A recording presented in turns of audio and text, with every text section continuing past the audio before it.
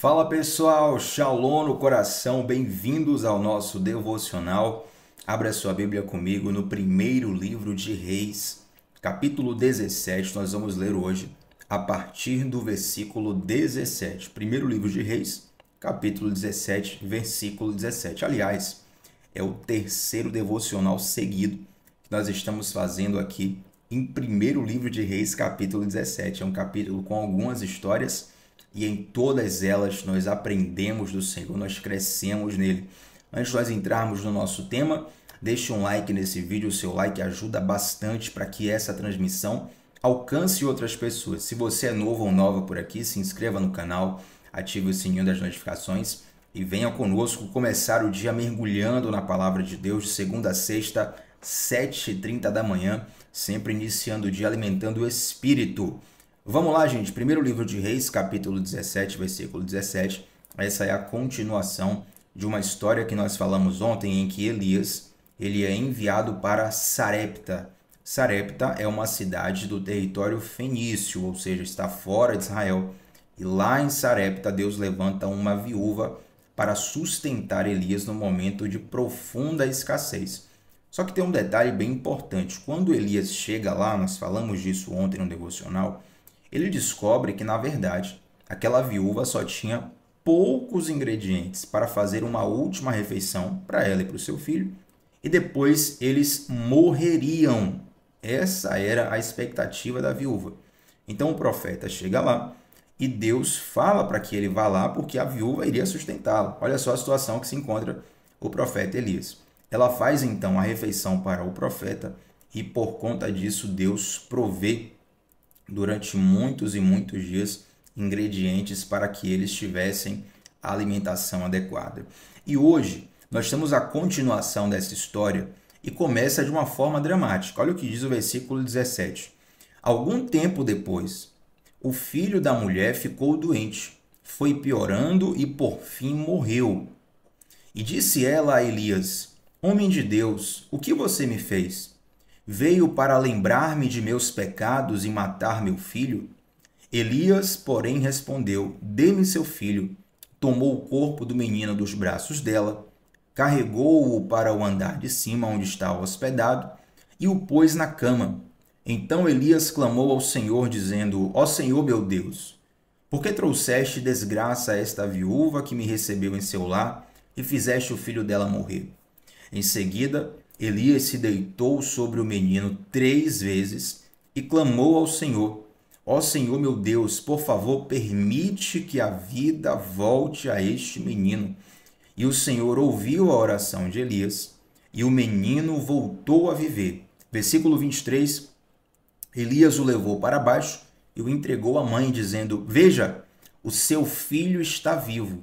E então a mulher disse a Elias: Agora tenho certeza de que você é um homem de Deus e de que o Senhor verdadeiramente fala por seu intermédio.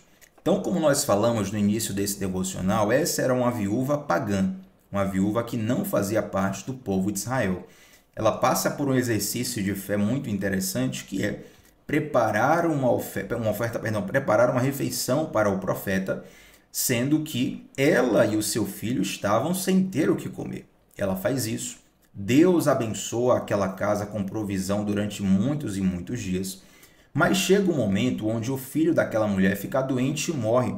E você vai perceber comigo no texto que aquela mulher tem uma interpretação de que a morte do seu filho é como uma punição de Deus para ela. Gente, até hoje, de fato, tem algumas situações que nós vivemos e nos perguntamos: Deus, o que é que eu fiz para merecer isso? O que é que eu fiz para estar passando por essa situação? É natural que se faça essa pergunta, porque na vida existem causas e consequências. Então, quando algo de ruim acontece, nós logo procuramos saber onde foi que erramos para poder reparar o erro. Só que, naquele tempo, isso era uma regra sem exceção. A gente pensa nisso algumas vezes na vida. Naquela época, uma tragédia desse tamanho era com certeza na crença das pessoas um juízo dos deuses. Então aquela mulher ela fica aflita. Olha a pergunta que ela faz no verso 18, gente. Veio para lembrar-me de meus pecados e matar meu filho. Isso aqui mostra algo muito interessante na alma dessa mulher. Ela se culpava, ela se condenava, e a gente não sabe aqui detalhes da história dela, a gente não sabe quem é ela, não sabe o que aconteceu na vida dela, mas de algum modo ela associa aquele acontecimento da vida a algo errado que ela fez, aos pecados que ela cometeu. Quantas vezes, gente, nós somos assolados pela acusação do pecado que nós cometemos, não é verdade? E muitas vezes essa acusação ela pode vir ou da nossa própria carne, da nossa própria consciência, o chamado peso na consciência, mas também ela pode ser inflamada, essa acusação, por setas do maligno, por sugestões de pensamento vindas do inferno. E o que é que acontece na vida de muitos cristãos? Eu quero abrir esse parêntese aqui agora para te ensinar. Quando você faz uma aliança com Jesus, 2 Coríntios capítulo 5, versículo 17. Se alguém está em Cristo, é nova criatura. As coisas velhas se passaram e eis que tudo se fez novo. Quando você faz uma aliança com Cristo, espiritualmente falando, o sangue de Cristo é passado sobre a sua vida. Você é revestido agora com novas vestes, vestes de santidade, vestes de pureza. E o sangue de Cristo lhe remove as manchas do pecado em nossa vida. Por ocasião, estou aqui nessa transmissão agora com a camisa branca, vocês estão vendo. Então, se eu derramar aqui um pedaço um pedaço de fruta, um suco de uva, por exemplo, né, um refrigerante, você vai perceber a mancha pelo contraste. Não vou dar um exemplo aqui agora que eu não quero sujar a camisa. Mas imagine que essa mancha, né, de uma bebida, uma Coca-Cola, por exemplo, fosse aqui a mancha do pecado. Então, quando eu faço uma aliança com Jesus, é como se eu estivesse sendo lavado. Essa camisa ela tá branca porque na máquina de lavar eu coloquei um sabão em pó. Mas no nosso espírito, o sangue de Cristo, ele remove as manchas, ele remove as marcas do pecado. Então, nós não temos mais condenação. Porém, é muito comum que alguns pensamentos nos assaltem, tentando nos fazer reviver a culpa pelo pecado. Pensa comigo, o pecado ele é um crime contra a lei de Deus. Um criminoso qualquer. Vamos pensar aqui numa pessoa que furtou um biscoito no supermercado. Então, ela foi denunciada ali na delegacia e ela sofreu uma punição jurídica. Nem sei agora como é que está a punição para furto. Muitas vezes, esse furto que eu falei é o chamado furto famélico, né? O furto ali irrelevante, ele seria liberado. Mas digamos que ele foi lá e pagou uma multa. A partir do momento que ele pagou a multa, ele cumpriu o acordo social que ele tinha. A sociedade acordou uma determinada punição, ele cumpriu aquela punição, então ele está livre. Tá? Ele está quite, ele está quitado com a justiça. Então, só que muitas vezes, aqui no Brasil é muito comum, isso no mundo todo, na verdade, mas aqui no Brasil você percebe que o ex-presidiário, por mais que ele tenha sido recuperado, que ele tenha pago a punição pelo seu crime, que ele seja uma nova pessoa, e sim, acontece de muitas pessoas terem a vida transformada pelo evangelho no presídio. Tem vários projetos missionários que alcançam vida nos presídios. Então essa pessoa sai dali com a sua vida transformada, tentando construir uma nova história, mas ela ainda recebe estigma na sociedade. Então ela tem mais dificuldade de conseguir um emprego, ela tem mais dificuldade de conseguir a confiança das pessoas, ela vai ter uma série de dificuldades sociais que estão associadas ao passado dela, mesmo que ela esteja verdadeiramente arrependida e verdadeiramente transformada. Se você pega isso para o mundo espiritual, você vai entender que quando Cristo nos lava com o seu sangue, não há resquícios de condenação do nosso pecado. Então a acusação não tem poder sobre nós. Todas as vezes que Satanás tentar te lembrar do teu passado, você vai lembrar para ele do futuro dele, que é no lago de fogo, debaixo dos nossos pés. Quem lembrou aí de uma ministração de Diante do Trono, onde é cantada esse verso da canção? Então não deixe que nenhuma seta de acusação do maligno entre no teu coração carregando o teu ser de culpa, porque o amor de Cristo e o sacrifício de Cristo é mais forte do que qualquer pecado. Mas a história continua e a Bíblia fala que Elias então pega o filho dos braços dessa mulher e ele leva para o andar de cima da casa. E ali ele ora com a criança, ele ora para Deus sobre a criança, e a Bíblia fala, deixa eu pegar aqui o versículo 21, a Bíblia fala que Elias se deita sobre o menino 3 vezes e ele clama ao Senhor. Tiago, qual a razão de Elias ter se deitado sobre o menino? Eu não posso afirmar, mas eu tenho a impressão de que essa era uma espécie de ato profético, tá? Tiago, o que é ato profético? É uma ação que você toma no mundo físico com uma representação no mundo espiritual. Tem vários atos proféticos na Bíblia. O próprio Elias tem um dos atos proféticos mais conhecidos, que é quando ele desafia os profetas de Baal e consegue demonstrar o poder de Deus. Tem, por exemplo, um ato profético que é feito com o profeta Eliseu, que é sucessor de Elias, onde o rei de Israel ele fere o sol, ele fere a terra com a lança 3 vezes. E aí o profeta fala assim, ó, se você ferisse 6 vezes, se você ferisse mais vezes, Deus iria te dar vitória. Mas você feriu poucas vezes, então você vai perder a batalha. Ali são exemplos de ações no mundo físico que têm reverberações no mundo espiritual, entende? Tem algumas ações que nós temos no mundo físico que tem essa reverberação no mundo espiritual. Então, por exemplo, eu não quero aqui, gente, trazer como é que fala? Esqueci a palavra agora, mas eu não quero trazer uma espiritualidade vazia para você, porém te ensinar o valor que nossas ações físicas elas possuem no mundo metafísico. Por exemplo, quando nós adoramos a Deus, a própria Bíblia simboliza alguns gestos que nós fazemos no momento da adoração. A expressão bater palmas, levantar as mãos, ou fechar os olhos para orar. Tudo isso são gestos físicos que nós fazemos que mexem com as nossas emoções e mexem também com o mundo espiritual. Se você já fez alguma mentoria, alguma sessão com coach, se você já fez curso de teatro, se você já estudou música com um pouco mais de profundidade, você vai perceber que gestos, que sons, que posicionamentos corporais, eles mexem diretamente com o seu interior.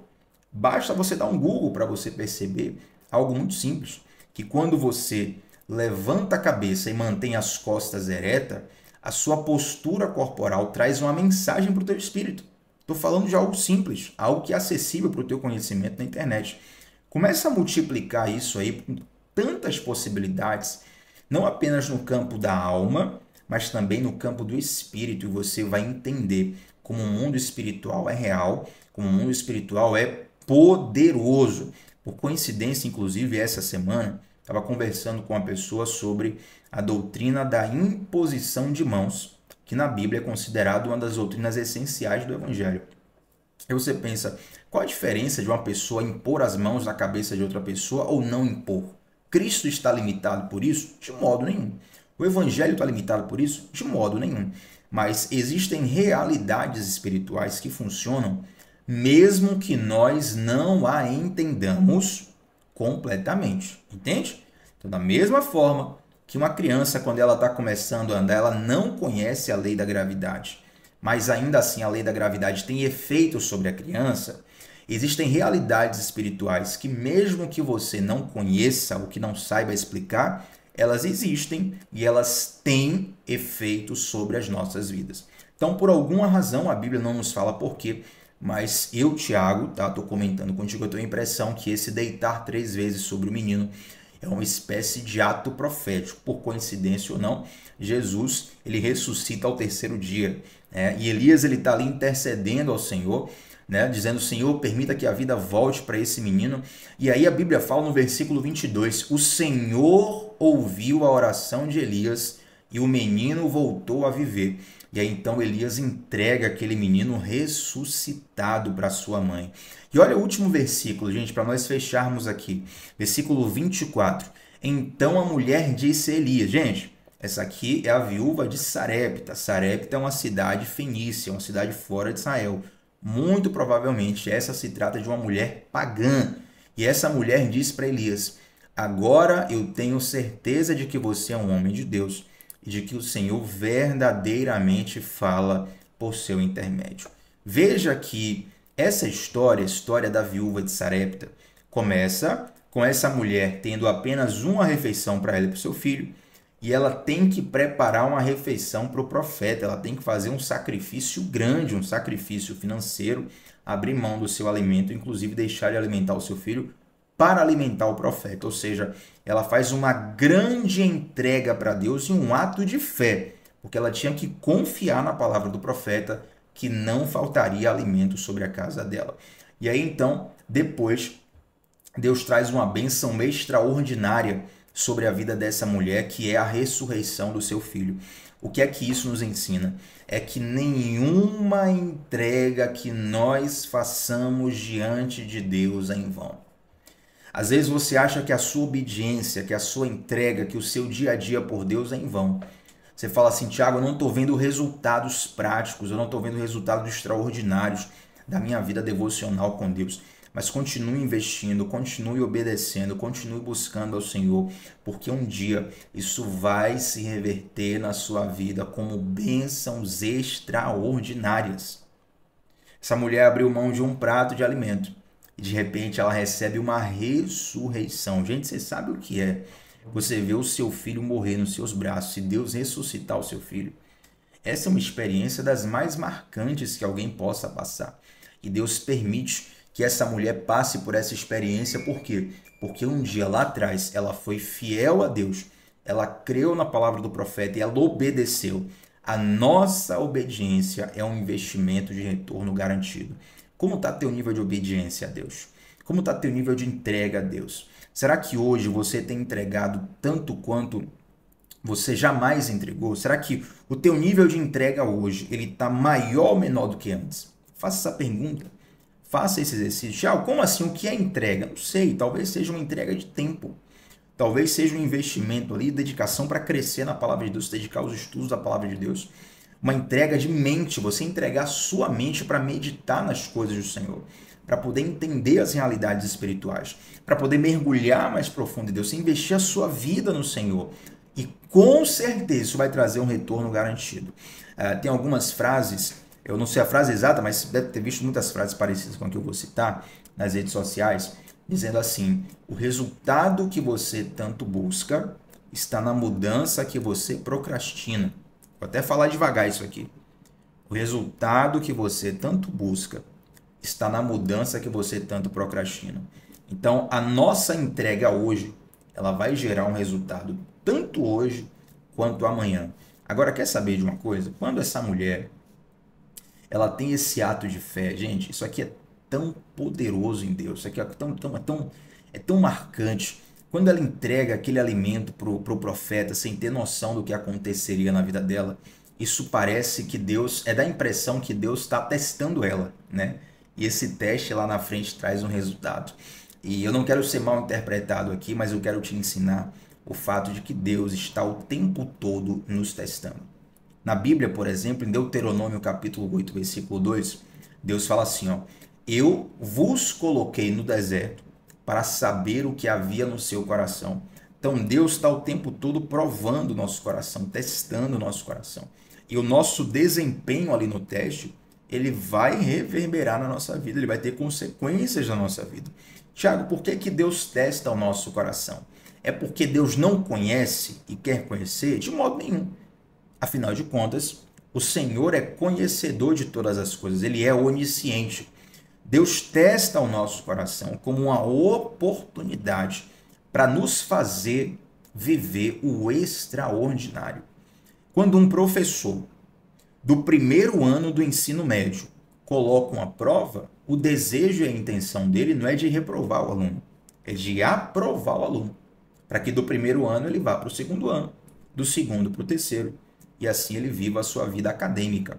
Então, da mesma forma, quando Deus prova o nosso coração, e Deus está o tempo todo nos provando, nos testando, a ideia dele não é conhecer o desconhecido e nem é reprovar, mas é nos habilitar para nós vivermos coisas extraordinárias.